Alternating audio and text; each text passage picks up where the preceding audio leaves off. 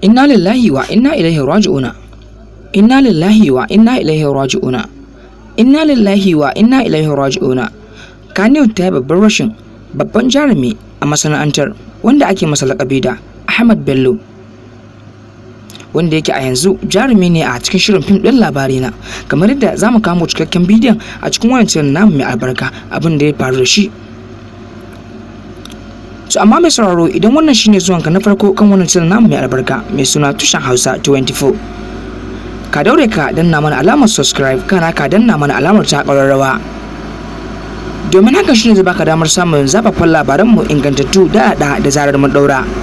To mai sauraro, samu guri ka zauna ka shirya tsaf domin kallon cikakken bidiyon a cikin wannan channel namu mai albarka mai suna Tushen Hausa 24. To assalamu alaikum wa rahmatullahi ta'ala barakatuhu masu sauraro, barkanmu da jimirin sake saduwa da mu a cikin wani ranta mai albarka, labarai da mudumin su.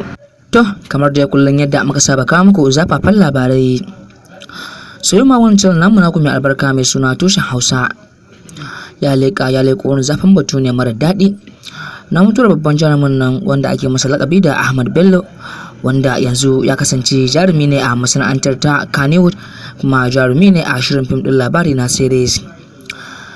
To mai sauraro, gaskiyar batun mai tabbata shi a cikin wannan channel namu mai albarka, samu guri ka zauna ka kunnuwanka shirya tsaf. To idan za ku tuna mai sauraro, irin hakan tana faruwa akan social media, yayin da za ku ga YouTubers suna haɗa irin labaran ƙarya suna yin posting. Yau kaga an kashe wannan, gobe an kashe wancan, jibi an kashe wancan.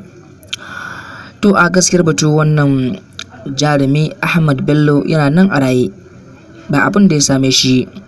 Idan za ku duba, gashi nan mun ɗora muku wani hoto a gefe, za ku gan shi nan. Wani blogger ne wanda ake masa laƙabi da Kannywood Blog Sport TV, shine ya wallafa wannan bidiyo a kan website nashi kan cewa wannan jarumi Allah ya masa rasuwa, yayin da yanzu mun to muku da gaskiyar batun. To mai sauraro, gaskiya irin hakan abin ba daɗi, saboda ko shi wanda aka yi ba zai ji daɗi ba, yayin da ku kuma masu saurara za ku tan cewa haka gaskiyar lamarin take, kuma a bayyane ba hakan lamarin yake ba. To mai sauraro, mu ne ba abin da za mu ci sai mu ce Allah ya shirya, Allah ya samu dace. Kowa dai ya san da cewa kullu nafsin za'iqatul maut, duk wani mai rai tabbas mamaci ne.